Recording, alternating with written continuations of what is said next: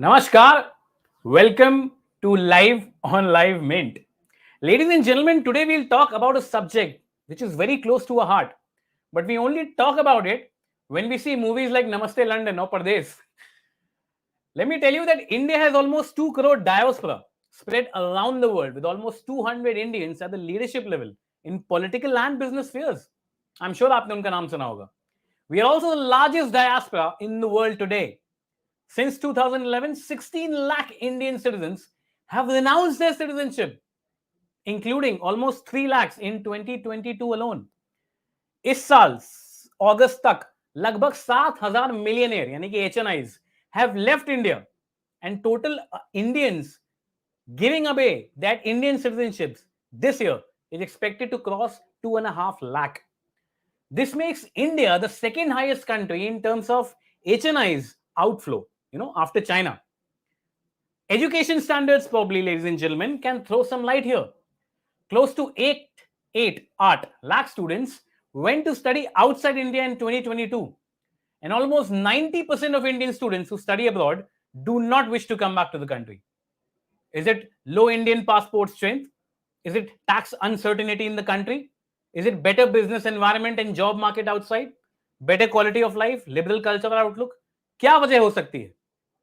Is this a new kind of brain drain? Or is it a natural resource being nurtured by successive governments in India to exert its influence in the geopolitics? We have with us Paresh Karia, who is the CEO of Acquest Advisors, to talk to us on the subject. Paresh Sahab, welcome to Live Mint. Thank you for having me. And before we move ahead, let me announce, my name is Abhinav Trivedi. I forgot to announce that. Now, Paresh Sahab, we used to hear often in our college days, that 36% of NASA employees are Indians, and how India is responsible for its own brain drain. This was like almost a decade and a half ago. What has happened? Is it like with 1.4 billion in number, is our demand outmatching the supply? Supply of better education, tax reforms, cultural openness? How do you see this trend? And is this normal according to you? Right. So, Abhinav, see this trend, we have seen for many years, Indians have been going abroad. And this is since the pre-British era. Even during the British rule, Indians used to go out to countries like Africa, West Indies, etc. Then they started moving to UK and, US and other countries. So Indians have been known for migrating. Earlier, this migration used to take place more for economic, reasons. People used to move out for better job earning, for better employment opportunities. Nowadays, Correct. what we are seeing is that what is increasing is the number of students going out. People are going out, India has progressed. People are fortunately doing well. People are earning money. And now those who are earning good money want to send their children overseas and provide them better education. That is because the education opportunities in India are limited. No doubt we have some very good educational institutions like the IITs and IIMs. But compared to the number of, the population that we have, 1.4 billion, there is so much of competition to get among the good educational institutions. The demand far outstrips the supply. So for Correct. those who are looking at good quality education, good universities, etc., people have been traveling globally. They've been going overseas. They've been looking at the schools and university overseas. And when they look at it and they look at the education over here in India, then obviously there is an aspiration that, I want to give the best of the education to my children. And those who can afford it. Today, people who are earning money, the primary first investment they want to make is in their education of their children. So that is the reason, with the increasing income, with the competition in India, more and more people are now looking at sending their children overseas for education. And of course, once young people go overseas for education, they look at the lifestyle over there, they look at the quality of life, they get used to living like that, and they don't want to come back. So through this education medium, we are seeing maximum number of people immigrating outside India. So, according to you, Paresh Sahab, education is the prime driver. I mean, lack of education opportunities is the prime driver. That is where it starts from.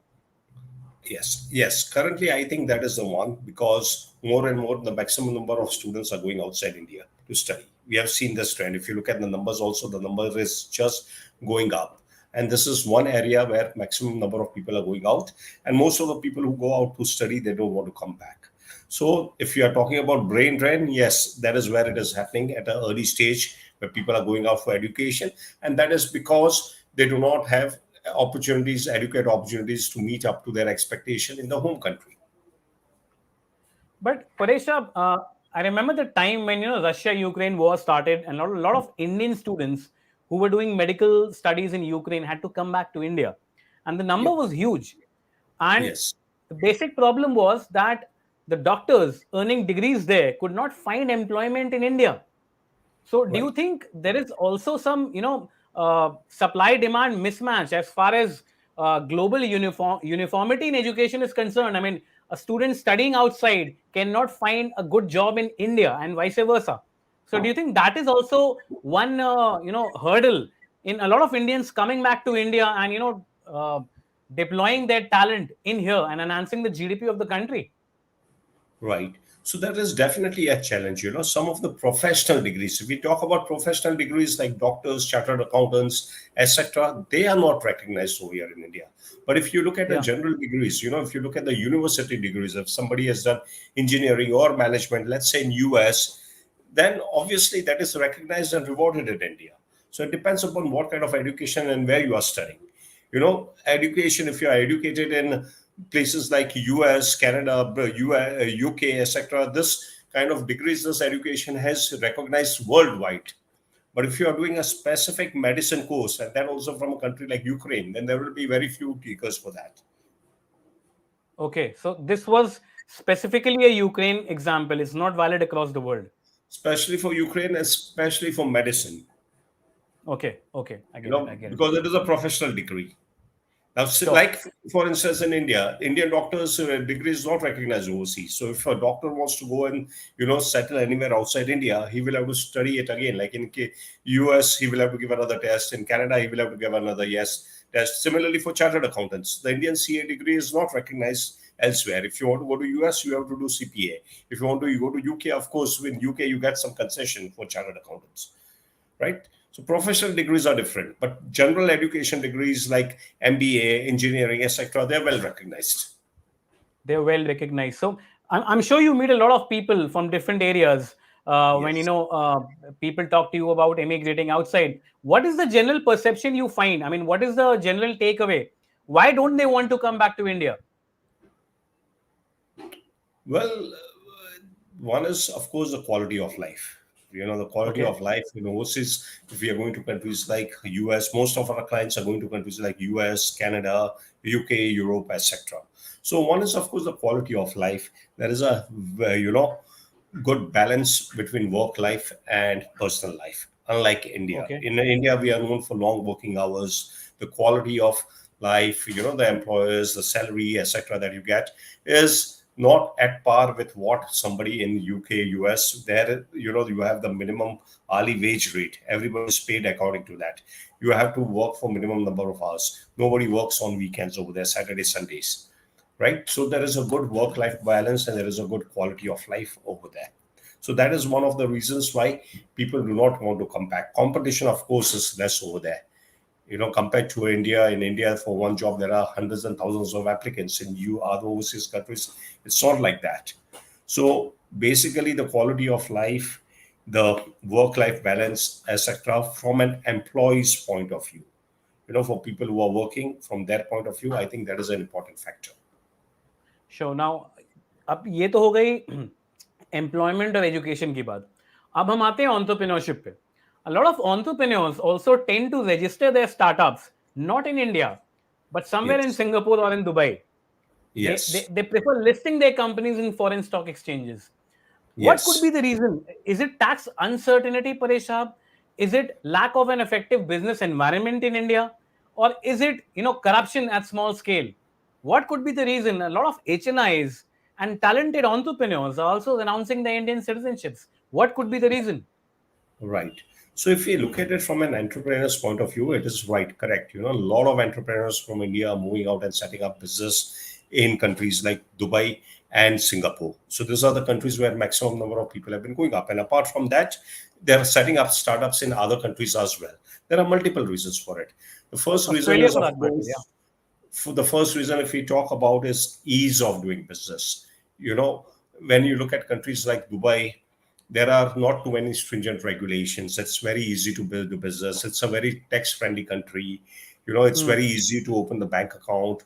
And of course, over the last few years, we are seeing that it has also become stringent. Otherwise, earlier, it was very easy to open a bank account, set up a company, and do business in Dubai. And there were not too many regulations. There were not taxes. So a lot of Indians were finding it easy to go there and set it up. What we have seen over the last 5 years is Dubai has been actively advertising and marketing as itself as a destination for entrepreneurs and attracting talent. So a lot of entrepreneurial talent is going over there. While brain drain is taking place to Western countries like US, Canada, UK, etc., the entrepreneurial talent is mostly going to Middle East because of the various benefits available, the ease of doing business, the lower taxes, etc. Plus, things in India have been becoming difficult. Over the last five Okay. years, we have seen demonetization, we have seen GST, we have seen income tax rules getting tighter. There is more emphasis on compliance. The compliance and regulations are getting stricter. So some people are finding it difficult to comply with this new this kind of a setup. On the other hand, you have countries like Dubai and Singapore which provide tax incentives and ease of doing business, so a lot of people are finding it convenient.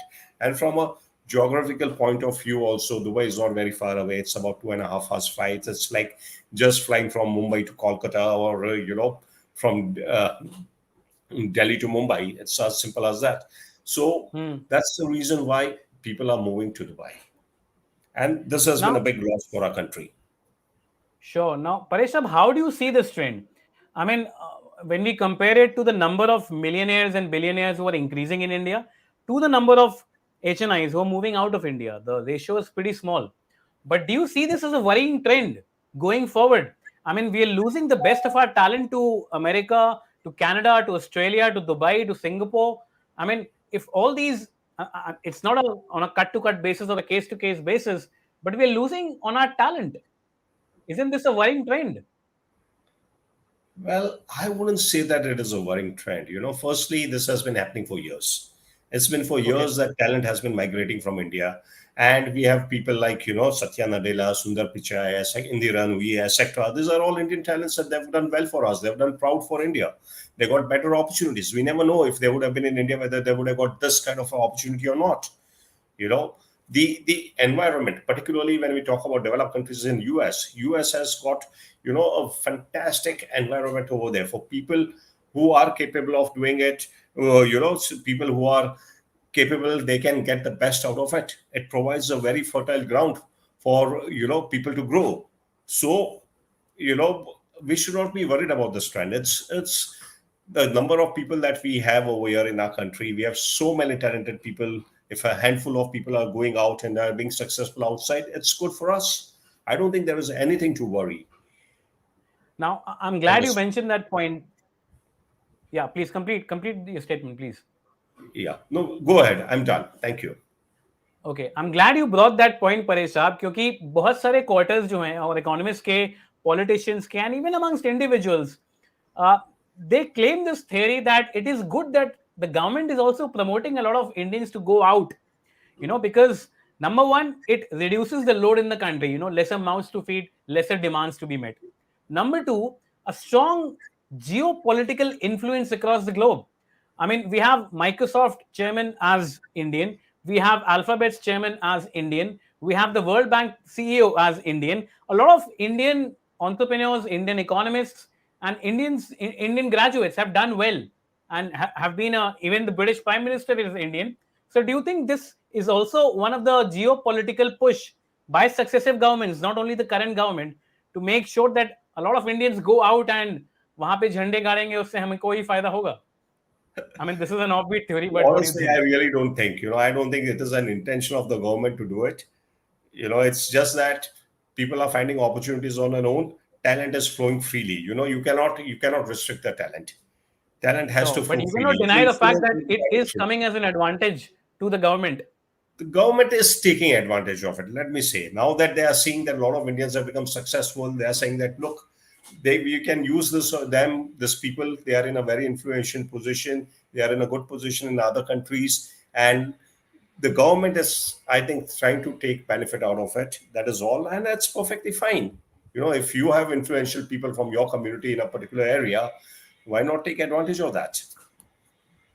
Sure, sure. Now, Paresh, coming back to the subject, what can be done better?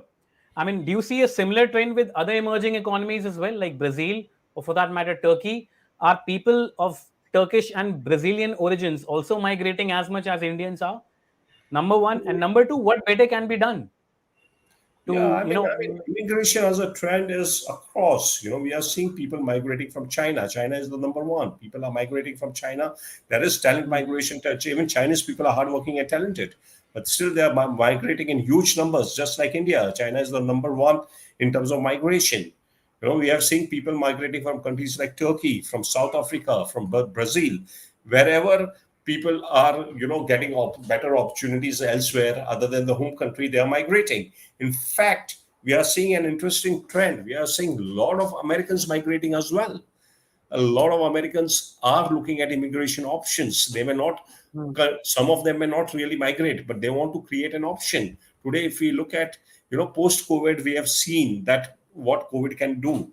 There were a lot of travel restrictions, and Americans were also restricted. Americans were not allowed to travel elsewhere. And post COVID, we have seen a huge demand for European golden visas from Americans. A lot of Americans are investing in Europe to get golden visas so they can travel freely. Many of them are retiring. People from California are going to countries like Portugal and retiring over there because you are getting the similar quality of life at maybe at half or one third of the cost in the US. Retiring in US and Canada is not easy. These are expensive countries. So hmm. they are also looking at migrating options. So migration is now, across the globe. It's not only restricted to countries, developing countries. Even people from And developed golden countries are visas coming have out. played a very prominent role in inviting high net worth individuals across the globe in their respective countries. Sorry, I didn't get The that. golden visas, they have played Yes. a very prominent role in inviting high net worth individuals from across the globe in their own continents or in their own lands. Absolutely, absolutely. Golden visas. The other reasons why a lot of Americans are migrating is because of the tax purpose. Hmm. If America is the only country which is levying tax based on your nationality, all other countries will levy tax on you based on your residency. Like for instance, in case of India, if you will have to pay tax in India only if you are staying in India for more than 182 days. But in Paresha, case let's of keep the focus on India. How many Indians do you think are using this opportunity of golden visa? Investing in other countries than in India because the culture or maybe the restrictions don't allow them. Yeah. So we are seeing an increasing trend. We've been working on this. The Portugal Golden Visa has become increasingly popular with Indians over the last 2, 3 years, especially post-COVID. Okay. People realized that how important it is to have a backup plan.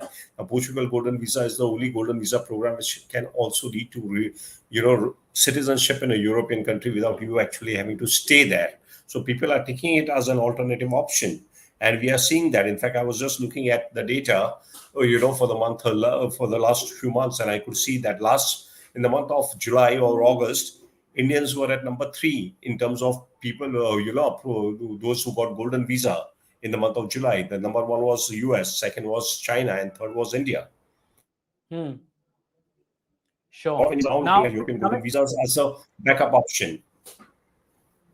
okay, I think I lost you for a minute there. But coming back to the last Yeah. part of the conversation, Pareshab, what do you think Yeah. can be done better by the government and the common people alike to make sure that Indians, the talented Indians, I mean, irrespective, people will go outside to explore opportunities. But what better can be done to call these Indians back, or maybe, to restrict the talent moving out of India, the brain drain, which we keep talking about? What better can be done on ground? Yeah, I think two things that can be done on the ground. One is provide better education opportunities.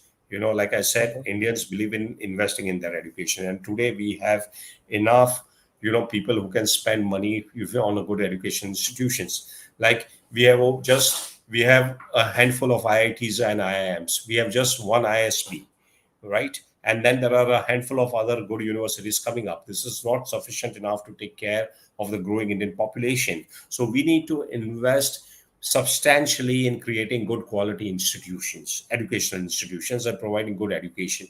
It's surprising to find that some of the best professors in US are Indians. They are the ones who have migrated from here and studied in those universities and are now teaching at the universities. Even some of the best, scientists in NASA are from India. So, if we provide an opportunity, Indians, teaching is a very respected, very highly respected profession in India. And given an opportunity, I'm sure a lot of people would like to teach in India if you give them a right kind of a platform. So the first thing is to create a platform so people get good education opportunities over here for studying in India. The second thing is, of course, to provide, after you have studied in India, you need to have good enough economic opportunities. So the right kind of job creation or entrepreneurial opportunities should be available in India after you have completed the study. I think these are the two most important factors if we want to ensure that we are able to retain people in India. Retain people in India. Last part, Paresh Saab, passport strength also matters a lot. An Indian passport is not as strong as a lot of developed economies' passports is. So that one. And second, India does not offer dual citizenship. I mean, if you choose citizenship of one country, you cannot keep the Indian citizenship. So, Right. do you think that the government should also consider? I mean, it's a bigger issue said than done. But do you think that government should also consider, giving dual citizenship to Indians outside India? Sorry. Well, I think practically it really doesn't matter. Well, Okay. emotionally, yes, you may feel you are a citizen of India, but practically it really doesn't matter. I mean, we are offering the overseas citizenship of India status already to Indians outside India. Now, that once you have an OCI status, it is like having permanent residence in India. You have a long-term Hmm. visa with which you can freely come to India. You can stay in India for as long as you want. You can work in India. You can do business. You can do investments, all sorts of investments. You can buy property, except of course agricultural land. Other than that, you can buy property. So you can do everything. Even if you are a foreign citizen with an OCI status, you can practically do everything which an Indian can do. So having a dual But citizenship, you can't vote. it doesn't have give you any practical benefit unless your passport is strong. An Indian passport is not that strong. With an Indian passport, you can travel to maybe about 60, 70 countries, and those two mostly Caribbean countries or African countries or Asian countries, right? With a foreign passport of US, Canada, UK, you can travel to 170 plus countries all over the world. So if you have an option of choosing, you have an option that look, if you take up US citizenship, you will have to give up Indian citizenship. You decide between the two. What will you choose? Obviously, you will choose a US passport because which is a much stronger, which will allow you more free travel freedom, especially post COVID. We have seen that travel mobility is very important. So, I mean, you can take up a foreign citizenship, and the OCI status is good enough to give you all the benefits in India. Correct. So it's more of an emotional issue than a practical issue, according to you. Fighting for Yes, dual it's citizenship. emotional feeling that I'm no longer a citizen of India. If I have a passport, I could be a citizen of India, but practically it really doesn't matter. Really doesn't matter. Paresh Karia, thank you so much for joining us on Live Mint. This was really insightful, and thank you for giving all the insights you did. Thank you so much. Thank you for having me. Yep. Bye.